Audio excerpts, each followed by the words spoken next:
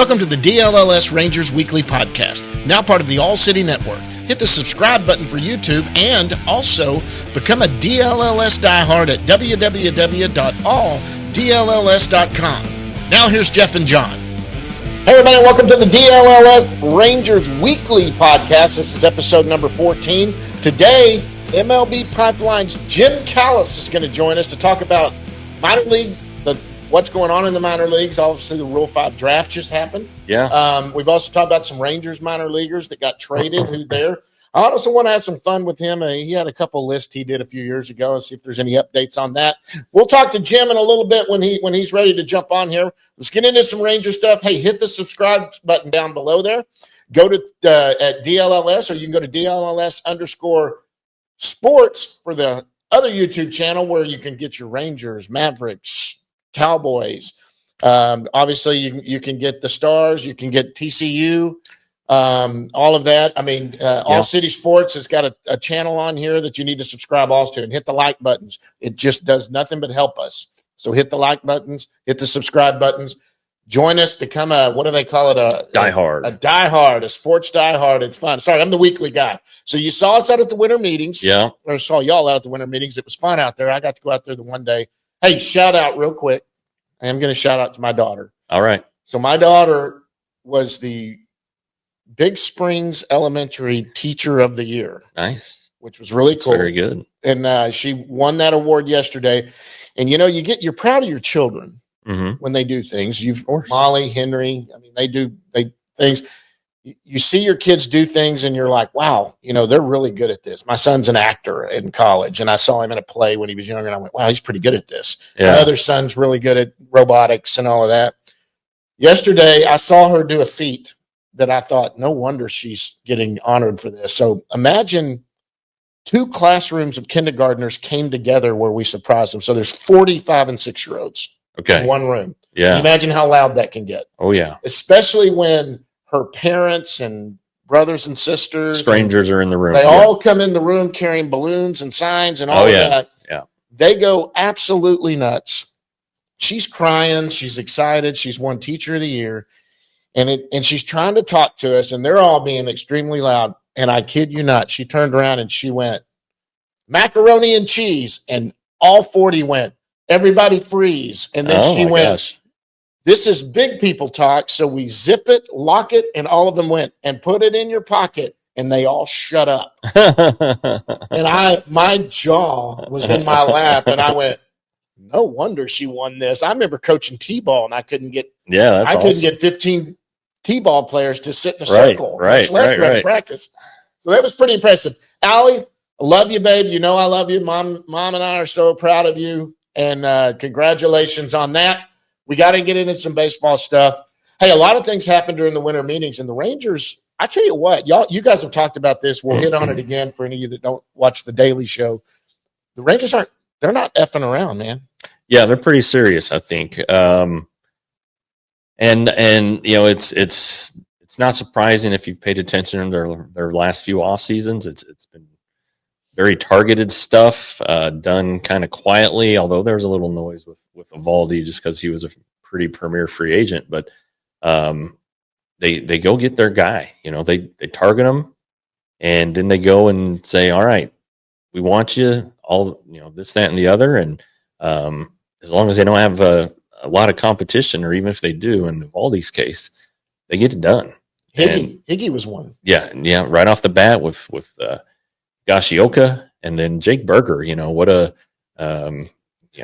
are trades out there, and to go get him, I'm not sure why the Marlins would want to trade him, a team in their situation, because he's like good and he's under control. He has 4 years of club control still. He's not even arbation eligible yet. I know it. It's crazy. He's going to make league minimum, like $800,000 or something like that this year. Yeah, and so good stuff. The Jacob Webb signing, another guy who had a nice little year for a really good team last year, the Orioles, and they non-tendered him.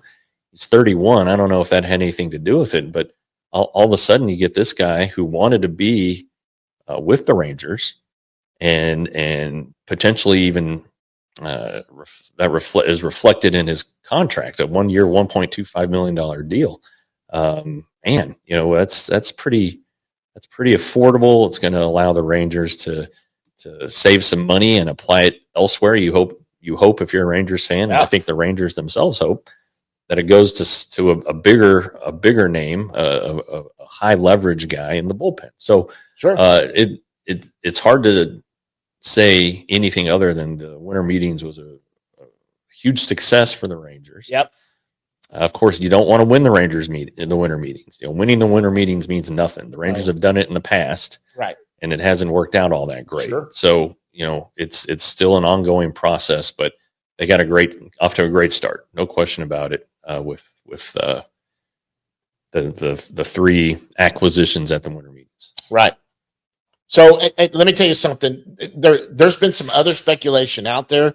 Obviously, Sasaki, they have said they're not going after any more starting pitching. And then obviously it's noted besides Sasaki. Well, yeah. I mean, if something jumps up and out of nowhere and gets them, then yeah, they'll consider it. They will sign depth. They are going to find some starting pitchers that don't have gigs, and they're going to sign them to either minor leagues, not NRIs.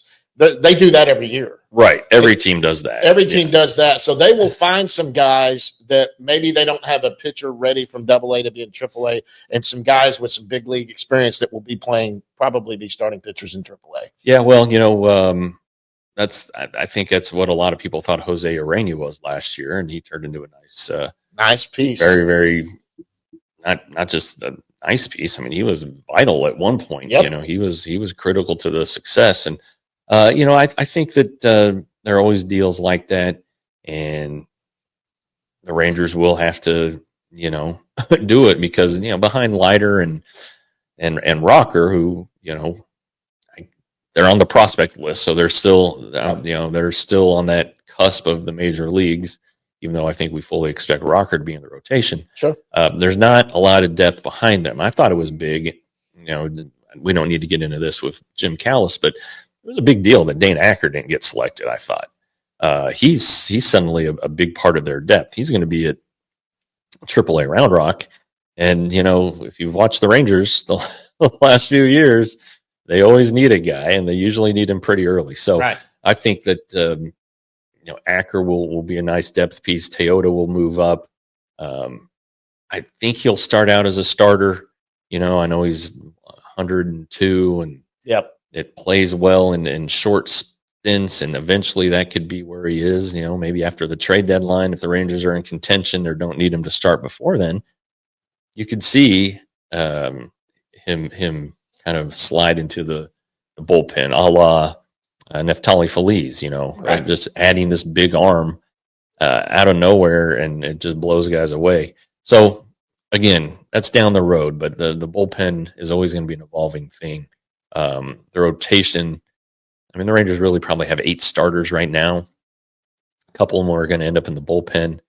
So, yeah, they probably do need a couple more. Yeah, but, these are guys that and these guys jump on these deals because if they have good springs, they can end up getting picked up by another team to get on their big league staff, or they see an opening here, or they want to get paid something while they try to catch on somewhere. They'll have an out in their contract where maybe they can get out at a certain date if they haven't got moved up to the big leagues, and someone else may need them. Hey, one that did this who was not a pitcher, who turned his career on, was Carpenter a couple of years ago. Right. When he came in and the Rangers didn't put him on the opening day roster, and they sent him down to AAA, and he was tearing up AAA, and then all of a sudden, bam, he was on the Yankees and became a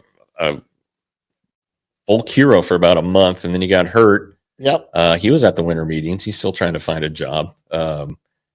He's old enough. He made enough money to retire, and lives in Fort Worth, I believe, and over by TCU, his alma mater, and but he wants to keep going, and that's fine. But absolutely, why not?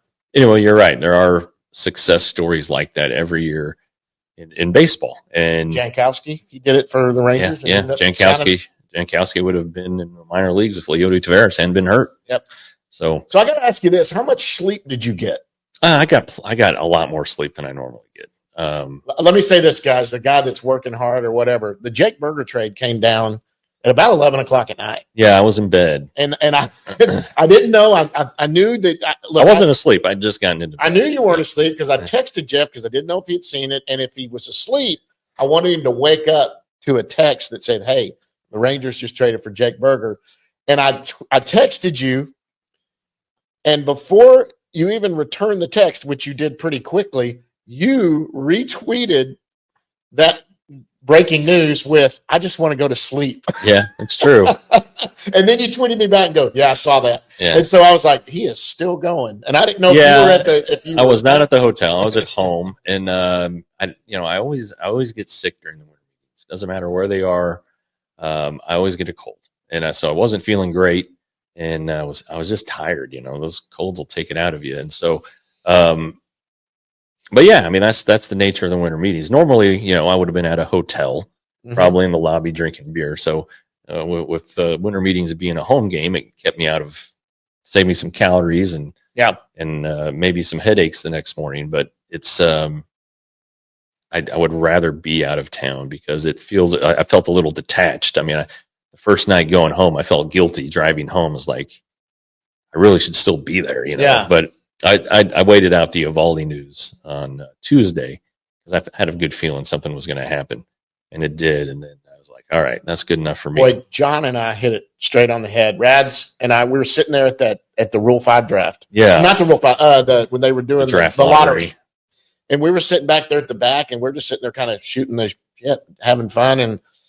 And he kind of mentioned Eovaldi, and I said, that's got to get done, right? And he said, yeah. And I said, I mean, like 3 years, 75. And he goes, I thought the same thing. Yeah. He goes, 3 years, 75. He goes, I said, that would get it done. He goes, especially with Kikuchi and what he went for, right, and all of that. Yeah. And I said, hell, I'd even maybe consider a fourth option, maybe just an option in there just to sweeten the deal. But you would think that would get it done.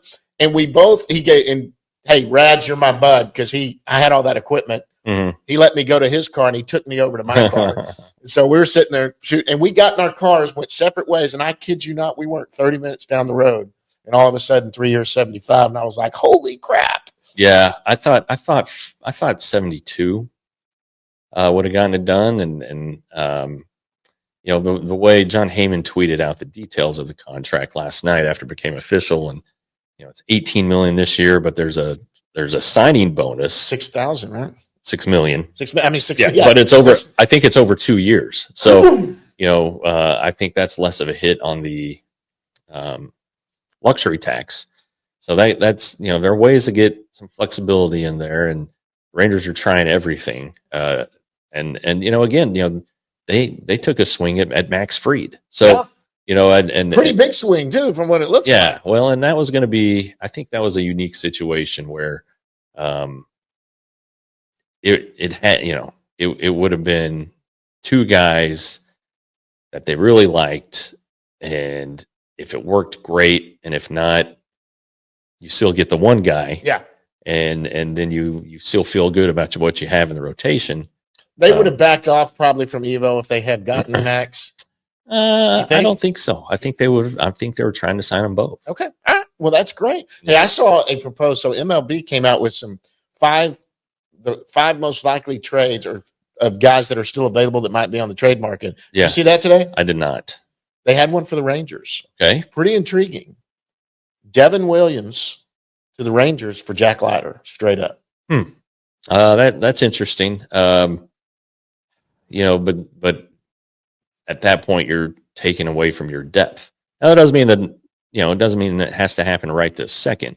Right. But I would just say that's I don't know about that one. It's a guy, after this year, you're gonna have to replace John Gray and Tyler Mahle. Yeah. So who's going to do that internally? You think Jack's going to start out in AAA rotation? I do. I just because they're going to keep him as a starter, right? Right. You gotta preserve that depth, and so I'm looking at I'm thinking a AAA rotation: Leiter, Teodo, Acker, and then Santos going to be in AAA. No, I don't know. AA? He'd probably start in AA. Okay. He wasn't great at AA. I'd think that Rosario would be a AA. Mm-hmm. But they're guys who if Ben Anderson stays Ryan Garcia will be there. And yeah. If Ben Anderson stays in the organization, I don't know if he's a minor league free agent or not, but if he does stay, then there's five. You need an Anderson from the Rangers just signed.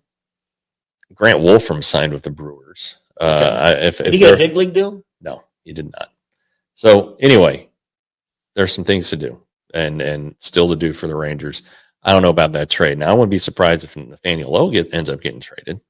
Now, there were some big deals put out there with him, maybe to the Pirates, who might be looking for some first base help, and then they've got a closer there that didn't have the great. Bednar had a bad year. Yeah. I don't know. Arizona needs a first baseman, but Arizona doesn't. Arizona is also rebuilding its bullpen, right? And you kind of look. They have some extra outfielders, Jake McCarthy and Alec Thomas. McCarthy doesn't quite hit for the power that you'd want, but he's pretty good against right-handers, right? And I think that's still something the Rangers are looking at. He'd be a much cheaper version of Jock Peterson.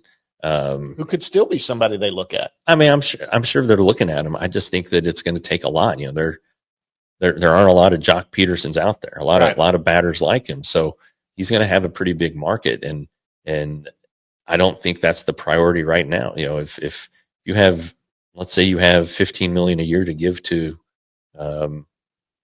Jock Peterson or Tanner Scott, yeah, you're going to give it to Tanner Scott. Yeah. At least where this team is right now.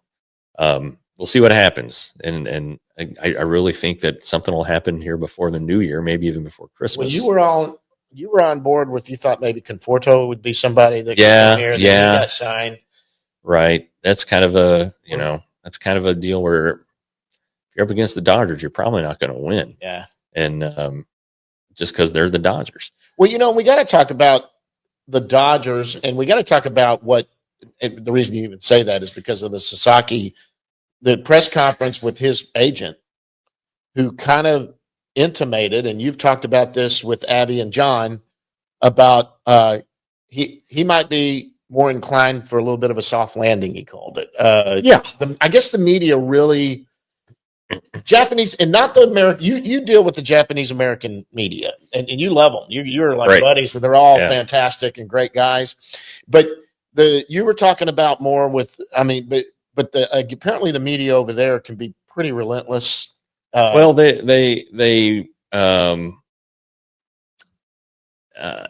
leaving Japan at such a young age, it's not a popular move. It's not the way the MPB is set up. The MPB, you play for the team until you get to a certain point, a certain age. Right. It used to be that what free agency after 8 years. That's why Ichiro never came over sooner, because when he did, he was old. So it's a sign of disrespect. Yeah. And there's some media over there that wrote that, and then it apparently spiraled out of control, and they started going after writing some things about some of his family members. And I don't know the full story. That's just what the agent, Joel Wolf, was saying. And in that, he said, so a softer landing in a smaller market might really work well for Sasaki.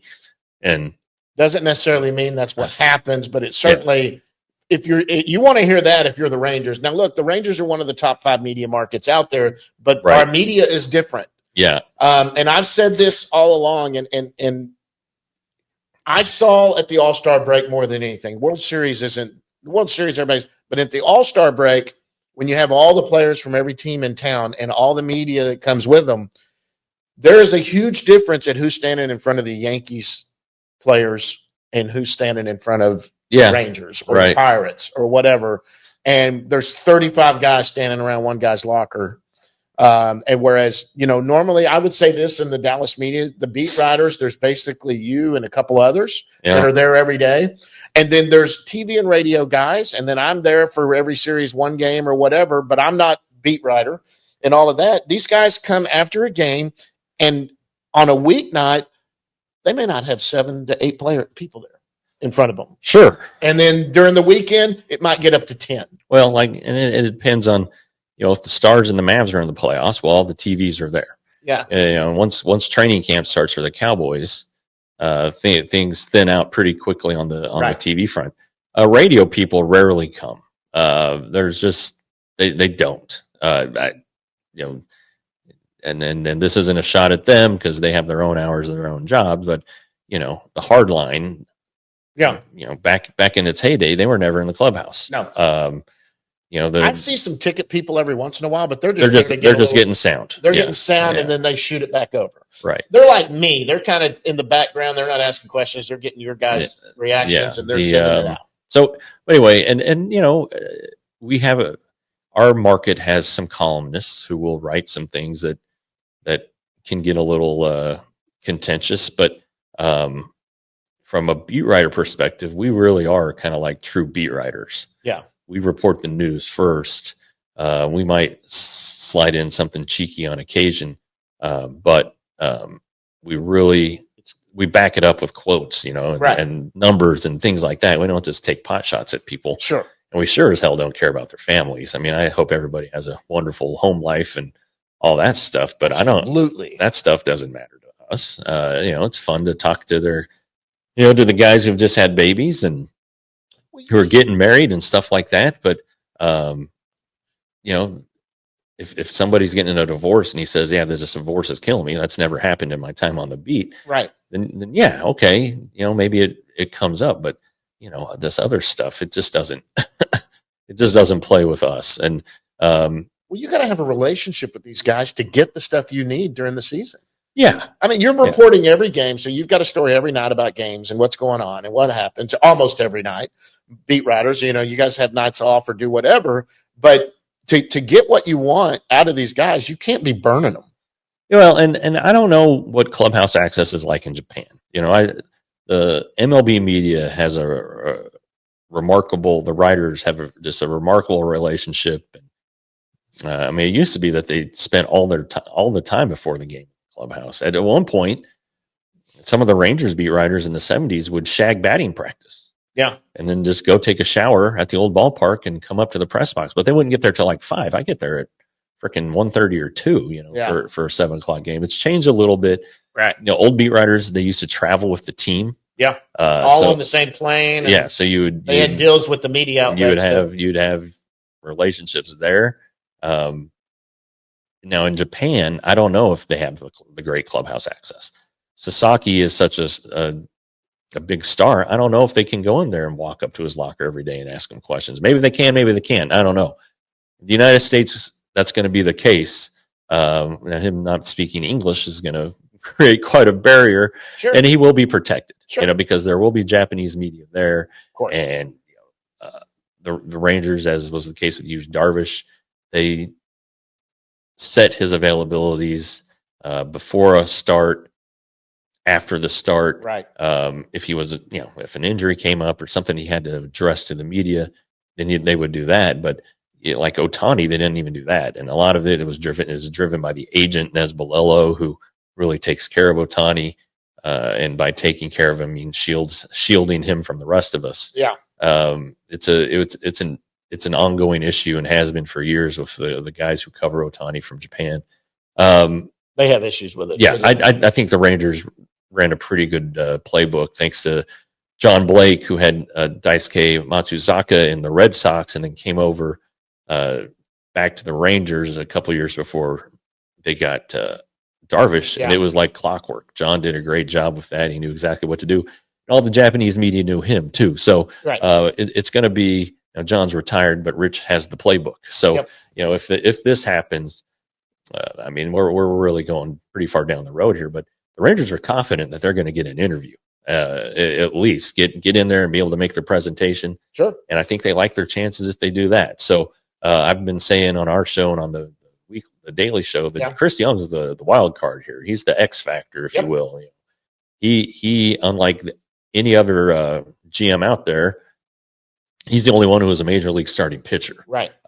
So we'll see how that goes. Well, the one thing, the Padres do have Hideo Nomo working for them, who was the first guy from Japan to come over. So that could be a big deal. But I went on another podcast last night, and I said the same thing. I said, I think the biggest competition, of course, you always got to put the Dodgers in there because they're the Dodgers and what they're doing. But I think Texas and probably the Padres. I said the Padres seem like somebody that are in there. But I did hear that it's a direct flight from Dallas. So it really not out. No, that's what the agent said. He said, you don't have to be on the West Coast as long as there's a direct flight. You don't have to. Doesn't have to have a Japanese player. Right. He would be okay going to a place where he's the first Japanese player either ever with the franchise or in a long time. Yeah, it's creating the gap between Darvish and Sasaki, and it's long been a thought in the scouting world that Japanese players don't want to go to a team with other Japanese players. Now, it wasn't the case with Yamamoto, but I also think that the Dodgers offered him so much more money than anybody else. Yeah, that's true. Take it. So we'll see how it all plays out. Well, and I say this too. I mean, I don't know Sasaki, but it sounds like what it was said kind of about the soft landing and what the media and all of that. He might be someone that's somewhat introverted. And the Rangers have a few of those guys. Yeah. And those guys, I think, really are friendly with the Dallas media. And it's a big change. Jacob deGrom is an introverted guy. He's a more inside guy. He's very fun to talk to. He's a very nice guy. But he is, I think, the world of difference, you can see it on his face from what he dealt with in New York with the Mets. And then he comes here. Yeah. I said the story when I told Jeff when Jankowski – the very last game I covered, Jankowski was obviously going to be a free agent. Didn't know if he's coming back next year. I went over to him. Travis and I become friends. I always follow what his family's doing and the kids. And me, I'm a big kid fan. I'm always asking you about Molly and Henry and all of that. And so I went over and said, hey, I don't know if this might be my last game. Travis, and he was talking with deGrom. Yeah. And he stood up, gave me a big hug, and he was like, you need to get CY to sign me. And I said, hey, I'm on the phone with him every day trying to get that deal done, but he's just not listening. So I said, maybe he'll, so we were joking, laughing, and I was like, have a good off season, doing all of that. He said, all right, man. And he hugged me, and I started to walk away, and deGrom had his hand out. And I went, hey, Jake. And he goes, have a good off season. I said, you too, bud, and did that. Look, that's a guy that doesn't go to the media to interact, and he just was saying it to me, and I was and you know what? He didn't have 35 people standing around his locker. He will this year have more because he's going to be starting. But you know what they do with the pitchers, which is good? The pitchers usually, no matter what they do in the game, usually come into the media room. Well, after a win, they almost always do. Evaldi's the only one that comes in after every start. Okay. It might. But those guys wait at their locker, and John Gray's the best. Well, Heaney was the best. He would just sit there. Yeah, he would sit there and wait. And he knew, and he wanted to get it over. So but they know. They know they need to talk to you. Yep. So anyway, but off season, off to a good start. Not losing anybody in the Rule 5 draft. Good. Not getting anybody in the Rule 5 draft. It didn't make sense to do it this year because the bullpen's going to be a bunch of optionable guys, and you aren't going to be able to use one spot to stash a guy. Truthfully, you need 40-man spots right now. So you may be working deals to free up spots. So it wasn't. Everything went great, other than me getting a cold. It was so cold in that media workroom. It was freezing. I wore a parka the other day inside. It was cold. So anyway, let's get Jim on here. Yeah, let's get Jim on. Jim Callis after this.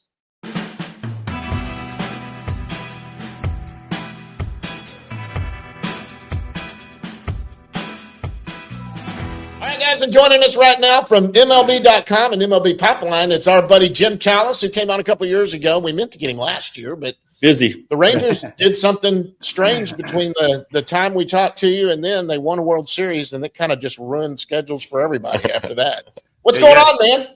Oh, not much. Just kind of winter meetings are behind us. I actually did not go to Dallas personally, but we did a lot of reporting based on draft lottery and Rule 5 draft and that type of stuff. And now we're this is maybe the one time of year where baseball slows down a little bit more between Christmas and New Year's. We're not quite there yet, but slowing down and kind of getting geared up for next year at this point. Well, and the international about to have a dead period, but then mid-January, everybody starts signing. Sasaki, I don't know if you're going to do anything with that because technically he is a prospect. But no, yeah, we already have a report on him up on our site that Jonathan Mayo wrote, and he'll probably be the number one prospect on our top 100 prospects list as soon as he turns pro. Which will probably be around January 15th. I think he has till January 23rd or so. And the new period opens the 15th. But so we have that going on. When the calendar flips over, we start working on our updated top 100 prospects list, our updated top 30 prospects list for all the organizations. And then before we know it, spring training's here, and then our draft list, and on and on and on and on. So what do you think about the draft lottery? I find it inherently unfair. I understand the rules, but gosh, the White Sox, they should be in the lottery. The top 10. Yeah, I don't. So there's parts of it I like and parts of it I don't like. I don't mind it. I think it's in there. It's supposed to curb teams from tanking. Right. I don't really think that happens, honestly. I think, I don't think teams blatantly tank as much as maybe the union or fans sometimes think. But even if you were, it would still behoove you to have more figurative ping pong balls in the hopper to win the lottery, even if you're not guaranteed the number one pick. You'd still be, so anyway, I don't know that it disincentivizes it.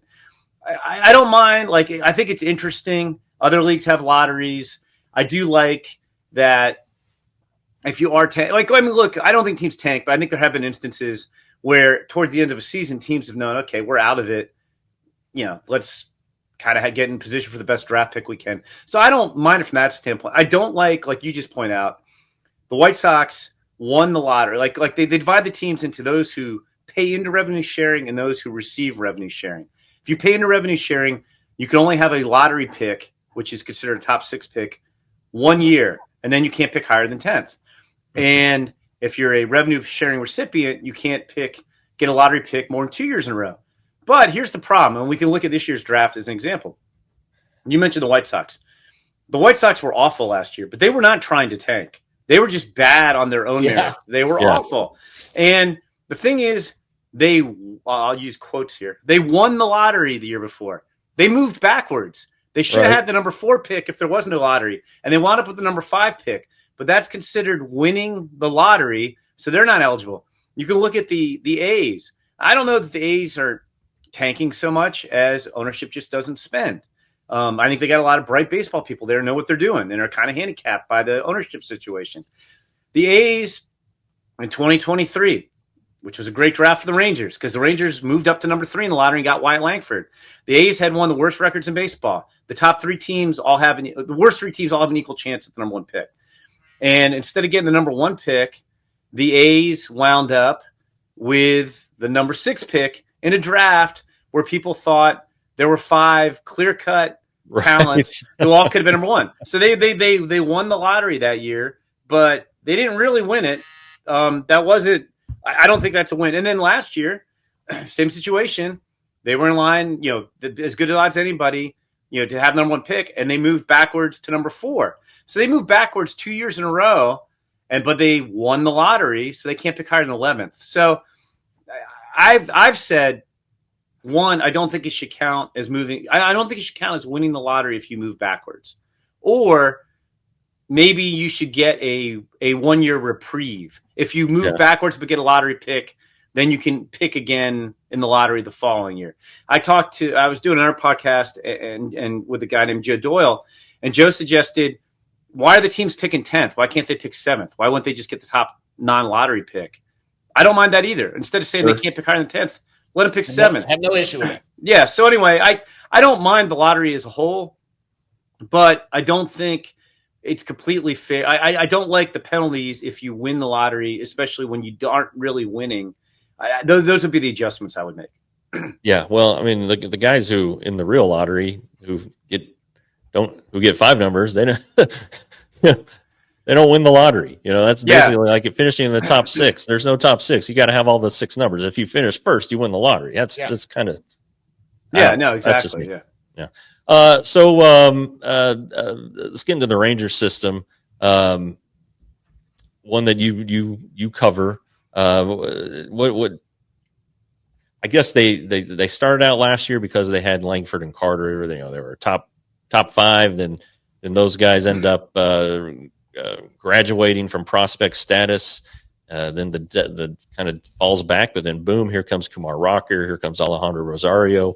Suddenly, it's looking like a good system again. What are your thoughts? Yeah, in fact, I have to. It's funny. So we ranked the farm systems at mid-season, and stuff changes since then because guys graduate. I was trying to see where we had the Rangers at mid-season. I should have done my homework before I jumped on here. That's okay. Hold on, I'm scrolling. There's a lot of words in this story. Where are the Rangers on here? Geez. Hold on. I think I skipped past them or something. Hold on 1 second. Doing a terrible job of this. You're doing fine. I think they were in the oh no, we had them at 26 at midseason. I didn't realize we had them that low. That seems a little harsh. But I was going to say, part of the reason they dropped, they were number 7 going into the season, was like you mentioned, Evan Carter's no longer a prospect. Wyatt Langford's no longer a prospect. That said, it was a really volatile year for the system. Those 2 guys graduated. That's good news. And then you saw Kumar Rocker, who the Rangers remained steadfast in their belief. I had guys in the system who worked for the Rangers tell me going into last year they thought he was their best pitching prospect, even though he hadn't come back from Tommy John surgery back at that point. But you have you like you mentioned, Kumar Rocker, Alejandro Rosario, a tremendous development success story. They had guys like Winston Santos took a big step forward. So yeah, it was an interesting year for the system, to be sure. I think it's more, we haven't ranked the systems again since midseason, and there have been more guys who graduate to the big leagues and off of other lists. I think they're probably more of a middle of the pack system right now. They only have, I think, 3 top, I shouldn't say only, but they have 3 top 100 prospects, which is kind of average, 30 teams, 100 prospects. That would be about 3.3 per team. But yeah, I think they're more middle of the pack. Yeah, kind of. I don't know how long you've been tracing Kumar Rocker, but what a developmental path. Yeah, no, I mean, like, it's pretty unique. I mean, he went into his high school the summer before his high school senior year, so that would have been summer 17. Maybe he was 21. Yeah, I think it's summer 17 going into 18, and he was the biggest name in the high school class. Like, he was the top prospect. And he had an okay summer. It seems like most of the time, the guy who's the top rated guy going into the summer doesn't have a great summer, which I think may be more about everybody's expectations than actually about the player themselves sometimes. Because we're saying the same thing about Ethan Holiday right now, who's, the best high school player in this year's draft. Anyway, so Kumar was the number 1 guy going in, didn't have a great summer. It was fine. Then, it comes out in spring in Georgia, when they also had Ethan Hankins, who wound up being the first-round pick of the Guardians and has been hurt. Cole Wilcox, who wound up going to the University of Georgia and was drafted by the Padres and traded to the Rays, and he's been hurt a little bit too. But anyway, like, there were some people thought, Kumar's maybe the 3rd best high school pitcher in Georgia. It didn't matter because he was going to go to Vanderbilt. He wasn't signable. Goes to Vanderbilt. They ease him in slowly. End of the year, they're in the Super Regionals elimination game. He throws, what was it, 17 or 19 strikeout no-hitter. 19 strikeouts, yeah. Then he's MVP, most outstanding player at the College World Series. So he looks unbelievable. 2020, we don't really have a college season. He makes 4 starts. And then 21 was an odd year. So he comes out, Jack Leiter, who obviously the Rangers prospect now too. Jack Leiter kind of steals the show at Vanderbilt.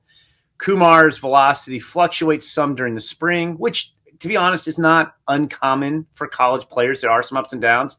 And it was weird. So it was viewed that Kumar had kind of a disappointing year in what people were hoping to see out of him, which I almost think was an unreal expectation that he was going to be the guy who threw the 19 strikeout no-hitter against Duke every time out. Like he's not like that. And people forget that even Jack Leiter, who was the guy, the big story, Leiter went through a 3-start stretch where he gave up 8 or 9 homers, and then they skipped him a start. Like, Leiter had a down period too. But anyway, Kumar wound up leading the nation in wins, tying Leiter for the national lead in strikeouts.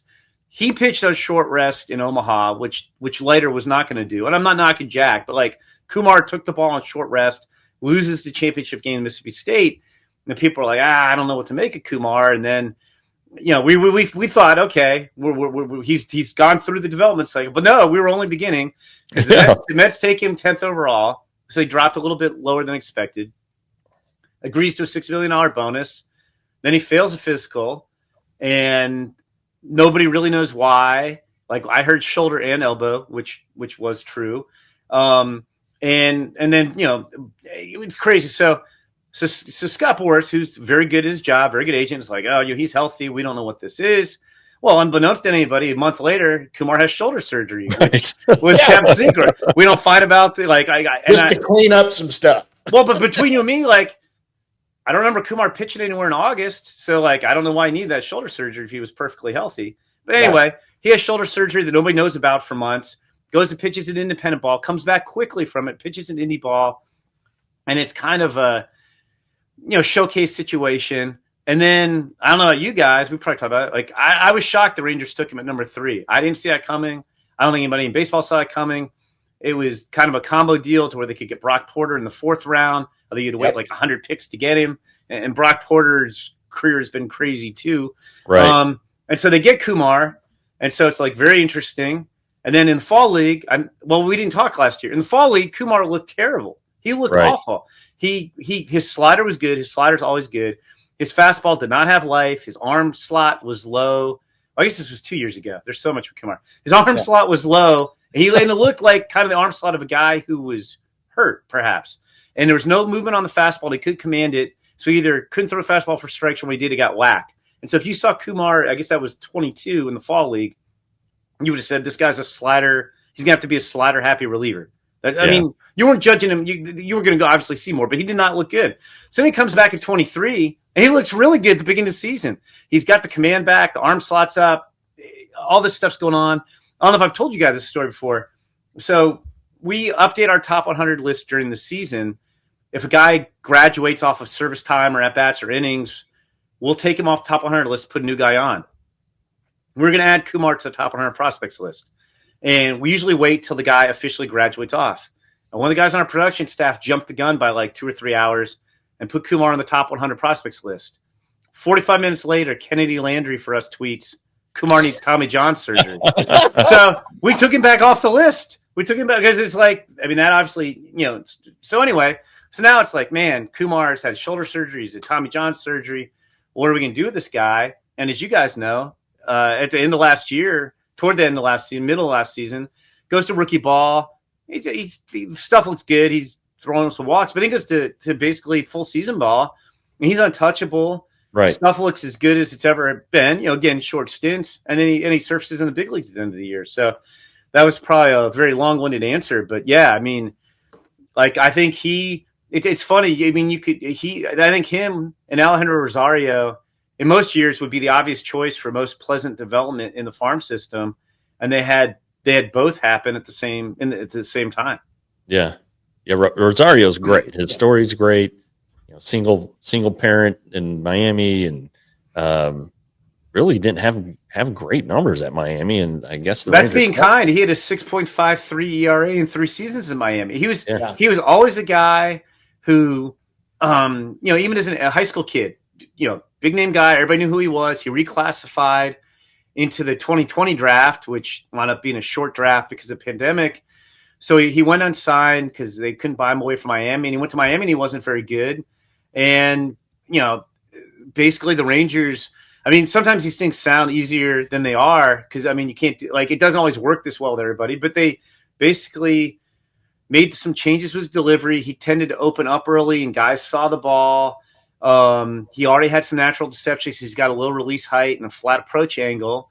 And they had him, it's funny, like the in vogue fastball is the carry fastball up in the zone. They had him find more success by running and sinking it down in the strike zone. He'll still carry it up at the top. And it just, everything clicked for him this year. And I do think they were somewhat cautious with him. His first full pro season limited him to 89 innings.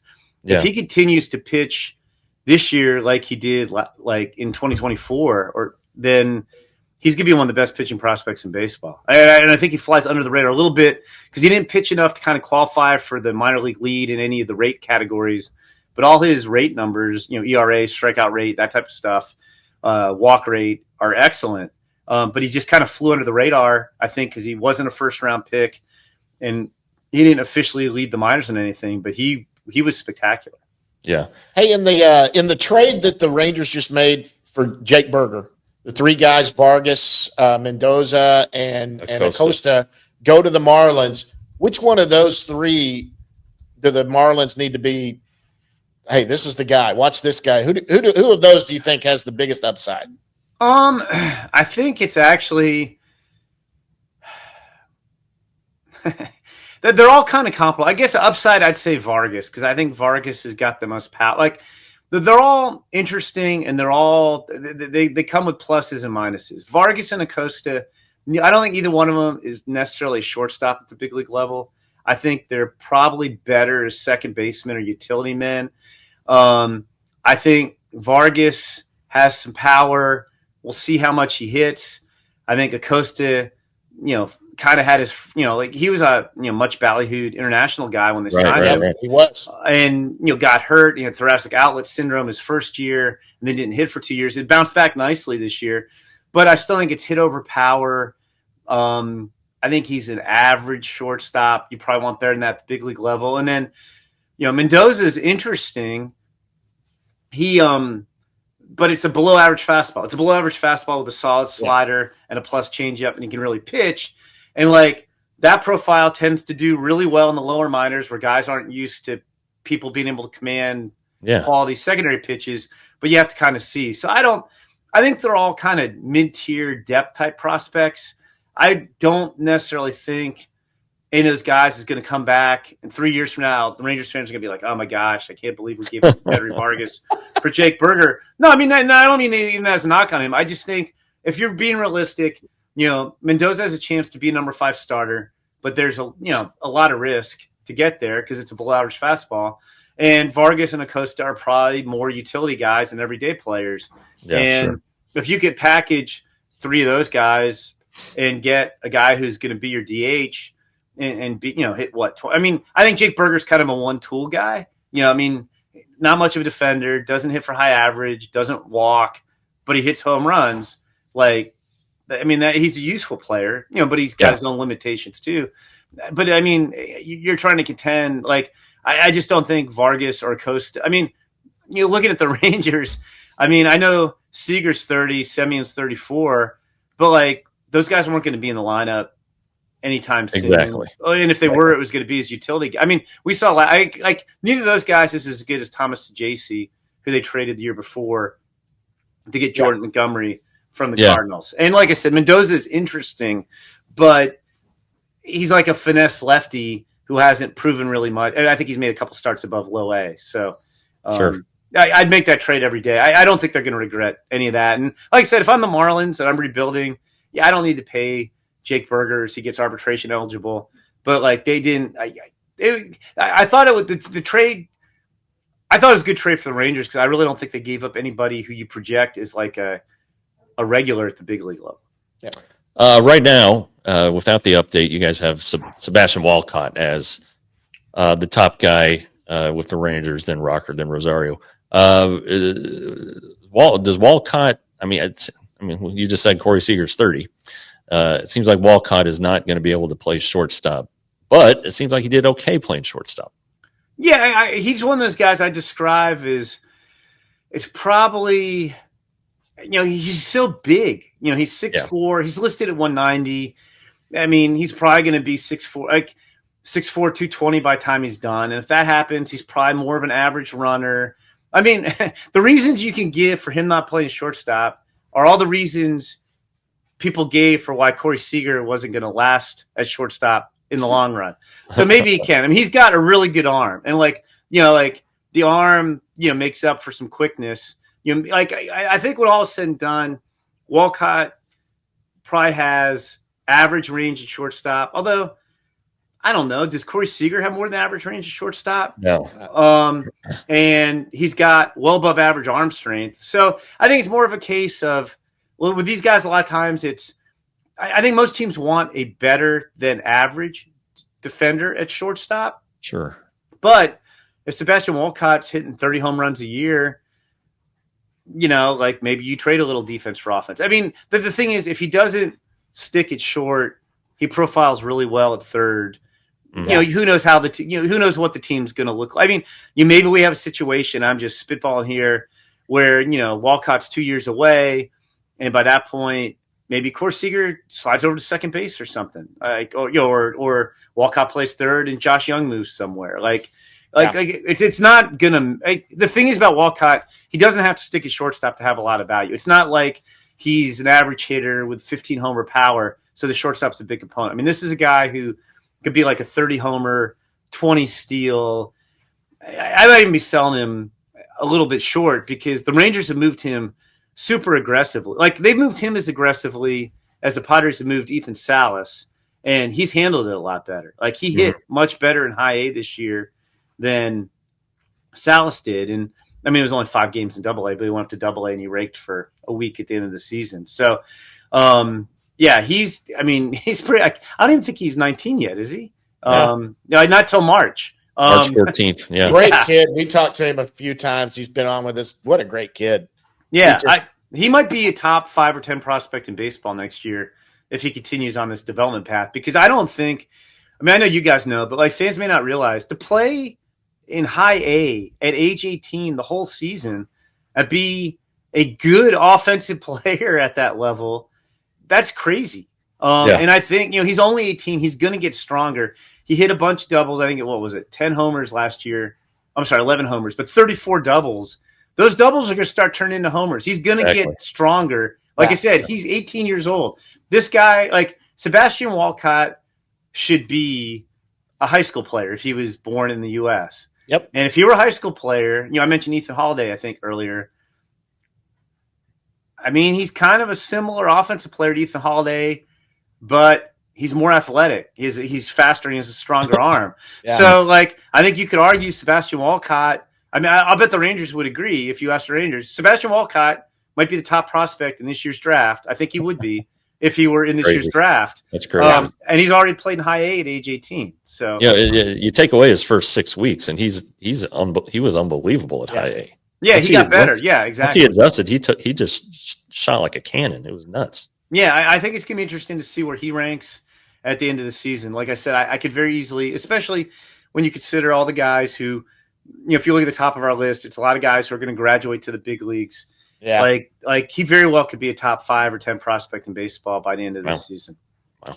Well, listen, I want to do one more and get him out of here, but this is a fun one that I wanted to do for you, Jim, because in 2020 you did an all-time prospect lineup that you wrote. It was probably during you had Adley Rushman was your catcher. You had Olerud. These are guys you had seen. That's right. Yeah, I think I did. Yeah, that's right. Because it was probably during the pandemic, right? Tom. Exactly. I did. You're right. I did the best prospect.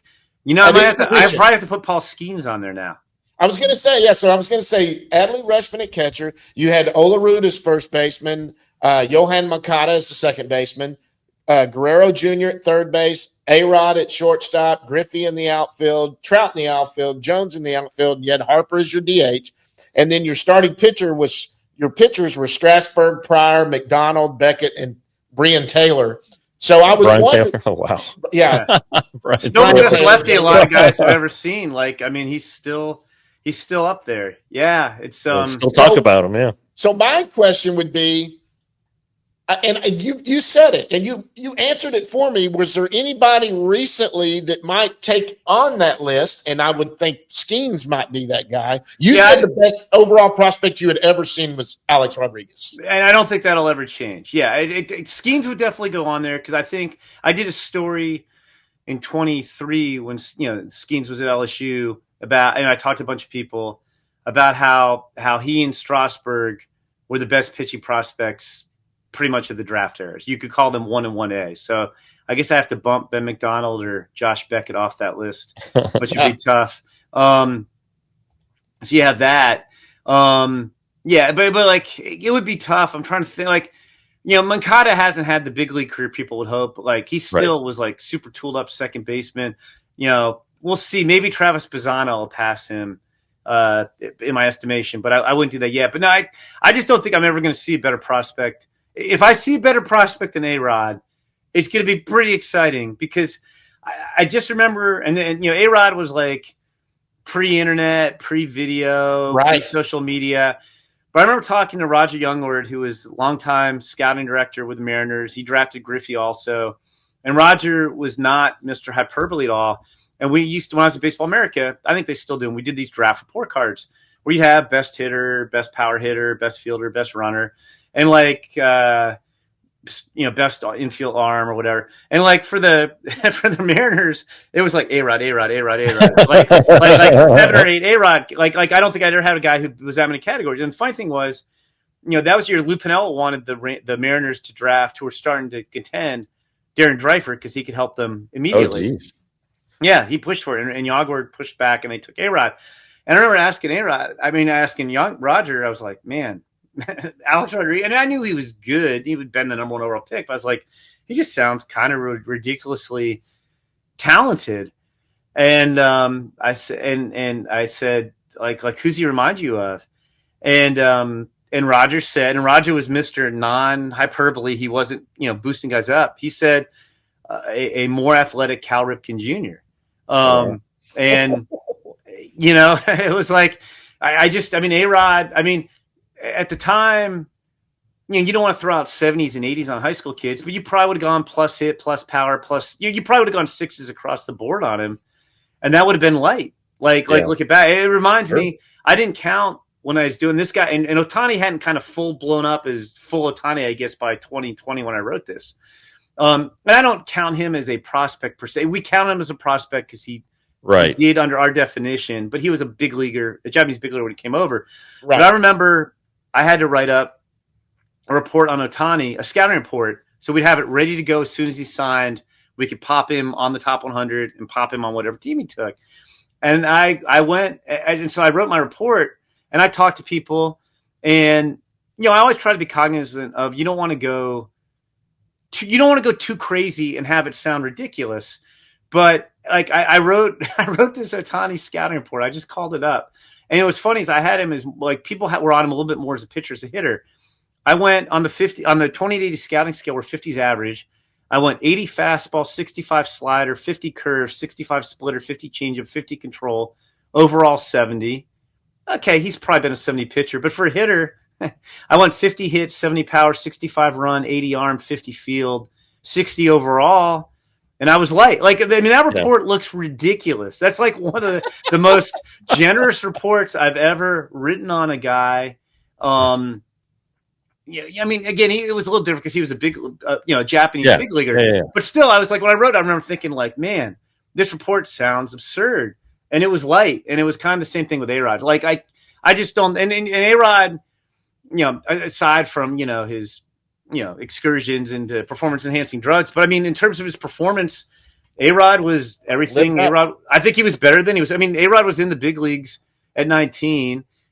He was the best player. He should have probably been American League MVP in his first full season at age 20. That was one of Juan Gonzalez's MVPs, so you guys probably don't agree with me. But, A-Rod was a 14-time All-Star, 3-time MVP, 2-time Gold Glover, who if it hadn't been Jeter, would have played shortstop for the Yankees. He was a better shortstop than Jeter was, but they just weren't going to move Jeter. But just looking in terms of performance, A-Rod's one of the top probably 5 position players in Major League history. Sure. Do you remember the first time you laid eyes on him? Was it at a spring training or where was it? It was probably watching a big league game because back then it was different. I didn't go to Arizona for spring training, so I wouldn't have seen him in spring training. I was in Durham, North Carolina, so he never one of the great things about work for Baseball America, and they're still based in Durham, is that there's so many levels of the minor leagues within driving distance. You basically had every level within a couple hours, but A-Rod never came over near us, so I wouldn't have. I'm sure I didn't see him play until he was in a big league game. Did you see Paul Skeen's catch? No, I didn't. I just heard about it. Because he didn't draw that much attention. People knew who he was, and he was on Team USA. But, and people, it's funny, because going into that fall LSU, before fall practice began, we do a top 20 college prospects list every year. I think I had Skeens on there at 17th or something. I'm trying to find my list. I had I can't find my list. I had Dylan Cruz at the top. Yeah, I had Dylan Cruz. Langford was up there. It was those guys. But I think I had him I had him at 17. And, guys were like, okay, it's interesting. And people thought he might two-way for LSU. And then, LSU had arguably the best pitching coach in college baseball, or one of the best, Wes Johnson, who's now the head coach at Georgia. Yeah. And they refined Skeens' slider a little bit. And I just remember talking to guys in fall practice. You don't want to get too crazy about fall practice because it's short looks.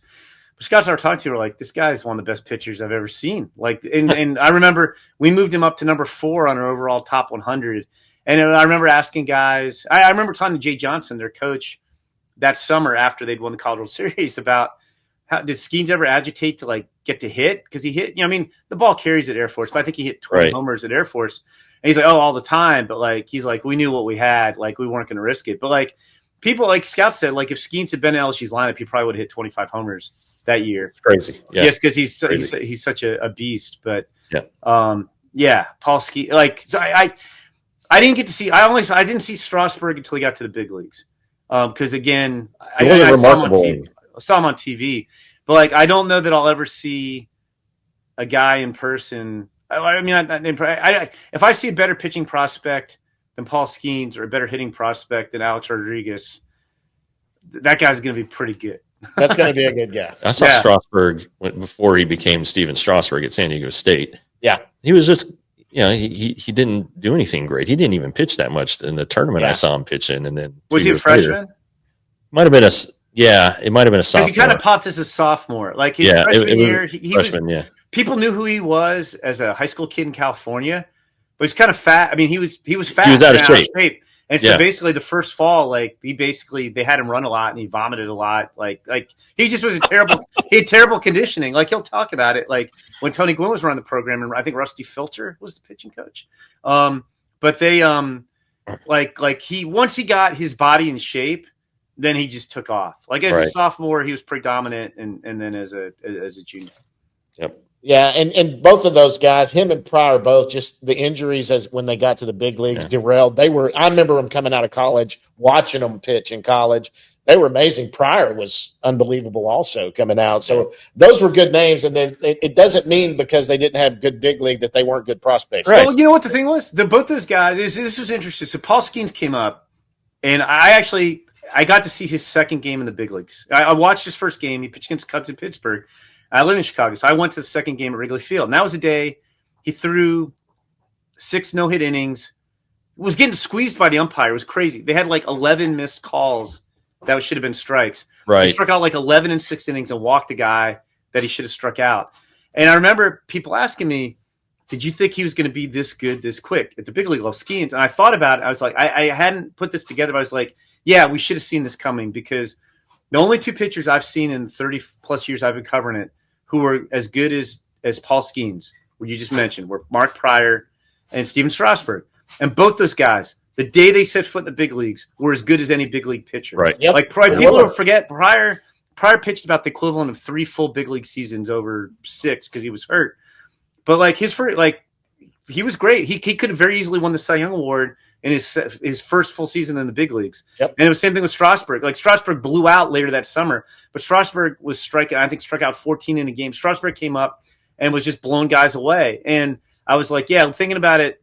Like that's what these guys do. When you have the guy who's that top 1% pitching prospect where essentially the stuff's good and it's just like, you don't need to waste much time in the minors. Those guys dominate. And it's exactly what Paul Skeens. I mean, Paul Skeens could have won the. Paul Skeens is up all year. He probably wins the Cy Young Award. Yeah, right. And so like I wish I'd thought about this and said this before he came up. But after watching that second start, I was like, yeah, this is what we're seeing all over again. These guys who are the like I'll go elite. We'll go triple elite pitching prospects. Triple. They dominate. Like I said, I've seen 3 guys like that in 35 years, and That's all awesome. 3 of them were as good as any pitcher in the big leagues when they got there. Like right now, if you could take I won't put your lives in jeopardy. If my life depended on a guy having to win a big league game, I had to pick the pitcher. I think I would pick Paul Skeens right now. Wow, I tell you, he's awesome. Listen, Jeff, you got to get to that. They're about to introduce Evaldi. We got to go get that. All kinds of stuff going on. Jim, thanks so much. We're going to do this. Our plan is every year we want to have you on in the offseason. That'd be great. Like sure. this. to build it back up. It's so much fun listening to you talk about these prospects, and I'm kind of a prospect nut myself. Guys, Jim Callis, thanks for taking your time to do that, Jim, and we'll catch you down the road. Sounds good. Thanks, guys. All See right, you, bud. Thanks, bud. Take care. All right, guys, that's going to wrap it up for us. For Jim Callis, Jeff Wilson, I'm John Moore. Until next time, guys, we will see you at the yard.